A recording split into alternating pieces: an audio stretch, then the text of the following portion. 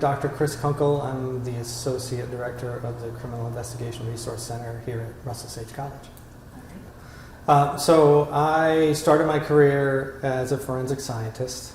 I was a chemistry major in college, minored in forensic science, and got a job with the Florida Department of Law Enforcement, where I worked in the Trace Evidence Division, and I also assisted in crime scenes. So we processed trace evidence as it came into the lab from crime scenes for later analysis, either for trace evidence or DNA.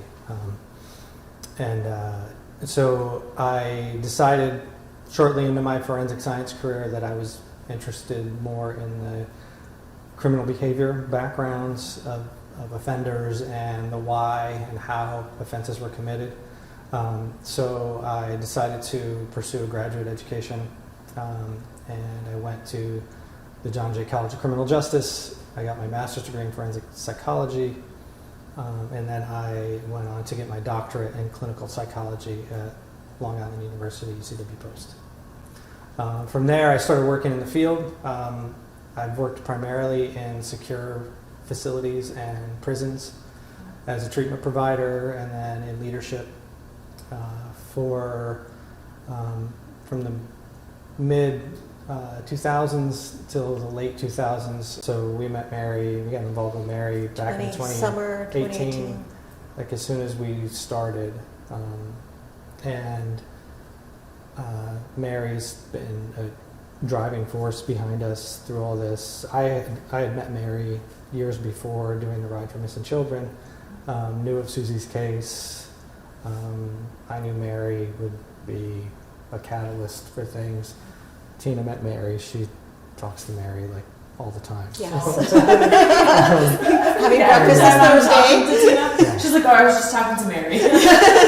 So Mary brought us some information in Susie's case, and we started going through that information. iHeartRadio got interested in doing a podcast on Susie's case early on, right after we formed the Cold Case Center. Yeah, it was the spring of, actually December of 2018. Yeah. We started Also that. same year that you. Yeah. Yeah. That podcast went out there, and that was much of a historical kind of breakdown of the case. What happened, Right. A lot of it was things that were already well known. And through that podcast and then my own listening, I met up with Josh Hallmark, who produces a serial podcast on Israel Keys. And I found out through listening to Josh that he had come to a similar conclusion about the Suzanne Lyall case with completely different information, because I didn't have the same information he had. He had more, he had more info on the Keys case that we didn't have at the time. And I initially had considered Keys a person of interest in Susie Lyall's disappearance because I knew that he had owned property in New York. I knew that it said he had enlisted into the military through Albany, so he had to have some contact down here. And just what we knew about his other cases and other suspected cases is that he was the type of offender who makes people disappear without a trace. And if he had been operating in the area at the time, he would be someone we want to look into. I knew he was he's basically profiled as a skilled opportunist. He's a person who's always ready to offend, and if primed to do so, he acts. And he was able to go without detection for so long because he would only take opportunities that were going to be beneficial to him, and he would size them up. Like you said, as proof that he didn't leave a trace, right? It shows that he was very calculated and methodical. Right. And actually what led to him being captured was him losing more control over that and being more exposed.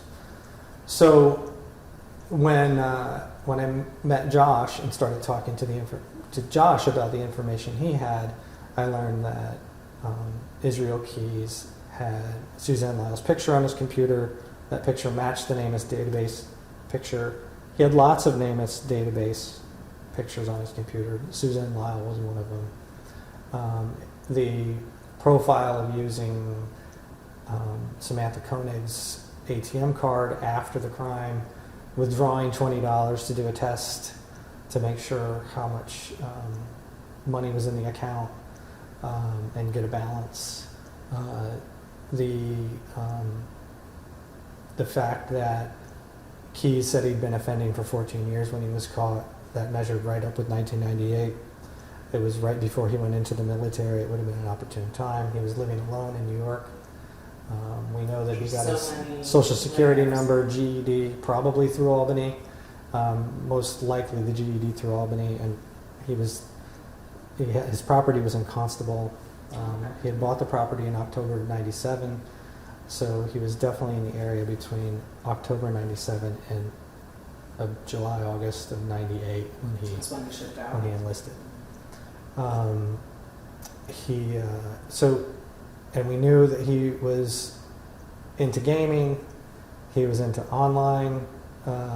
He was almost the same age as Susie. He would have easily blended into the background. We just started to see that this was more than just this should be a person of interest. It was becoming more likely that he'd be a good suspect.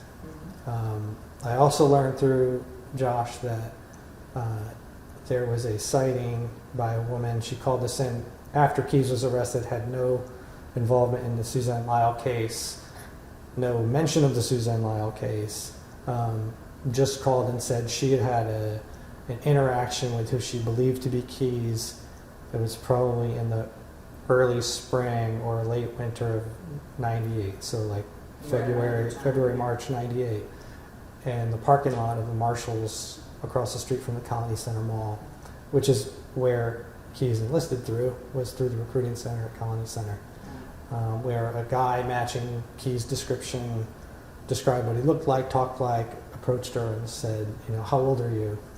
And So made some other comment, which she thought was strange, and then he was gone. So we have him in a shopping Didn't center. think much of it until she saw the Right. arrest. Yeah. So we have him in a shopping center parking lot, close to where Suzanne worked. Right, So and then we learned later that there was a mention of Suzanne making a comment to her manager that she had a stalker, and he didn't really know what she meant. He kind of took it off as half kidding, but we're not really sure what the context of it Right. was. And that was shortly before she went missing, right? Right.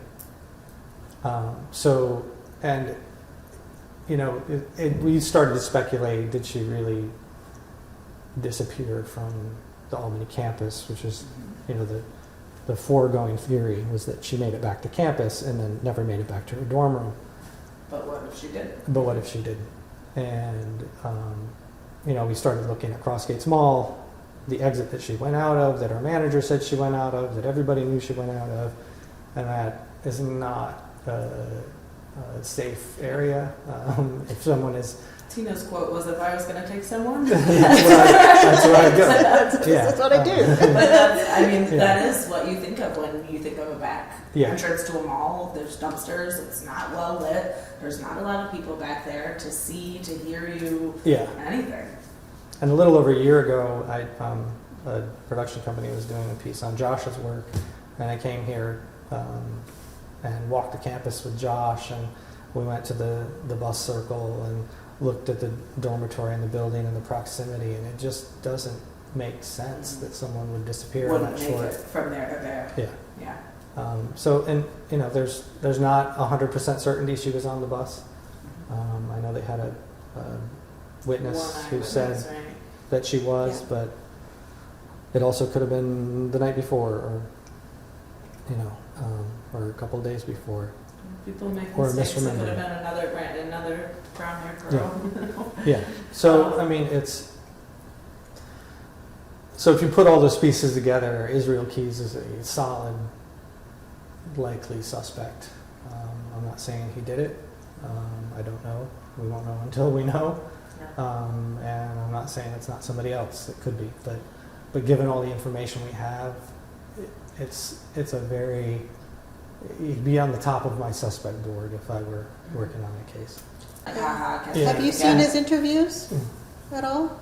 Yeah, and Yeah, the FBI has his interviews available to look at. And he wasn't one who wanted to brag. Okay. And so he's dead now, of course.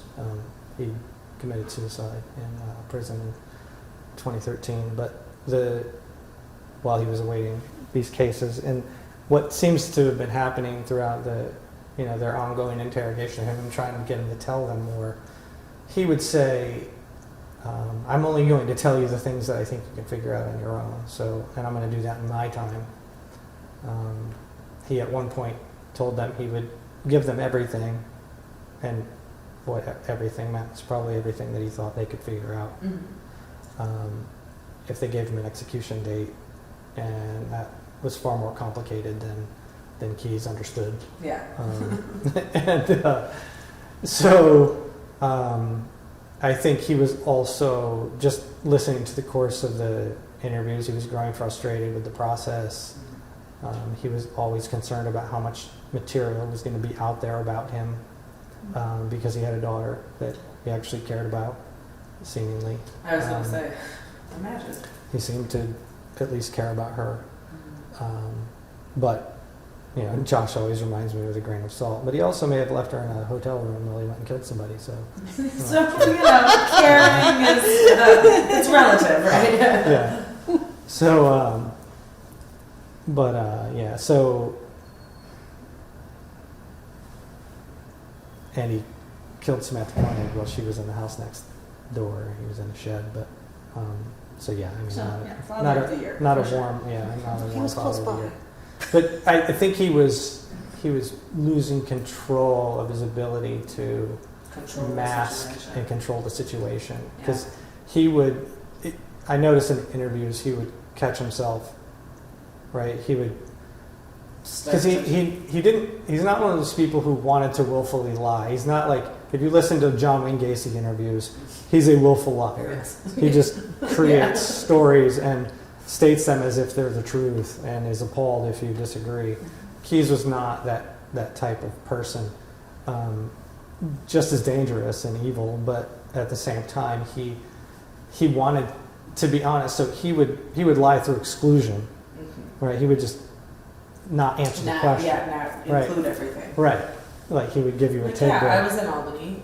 Oh, I don't remember when. Like And you would see when he started to relax, he would start to answer the question and he'd just stop. And then he'd try to kind of dance around. lose a lot of it or just kind of quiet down. Or he would, if he started to be too honest, he'd start to mumble, So I think he was really losing the ability to keep it masked anymore, And in your professional digging through the minds of these folks, what would you hypothesize as the reason that he would start to be honest and then shut down? Just more of a personality thing, or?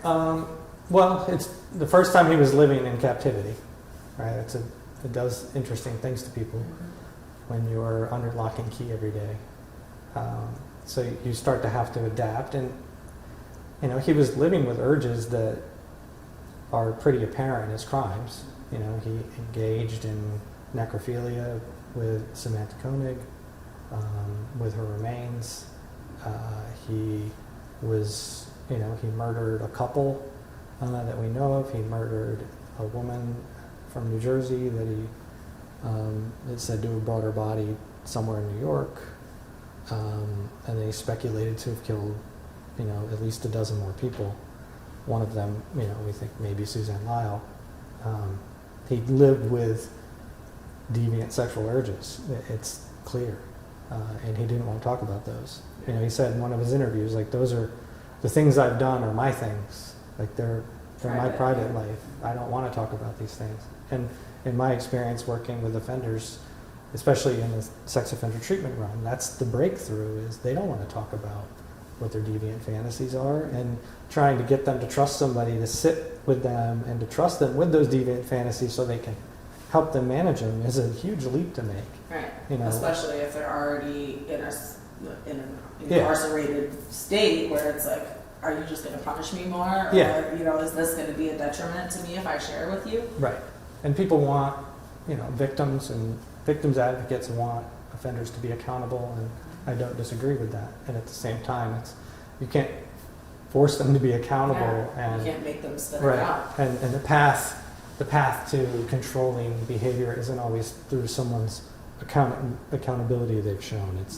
It's through demonstrating that they want to change and that they can share these deepest, darkest thoughts. And to think that somebody can just randomly sit down in a room with someone they don't trust and just tell spell it about out. their darkest, awful things. I mean, even people is- who yeah. aren't sexual offenders Right. would have a hard time with that. And then there's others who want to share it because they actually want to victimize you again, right, through telling you. Yeah.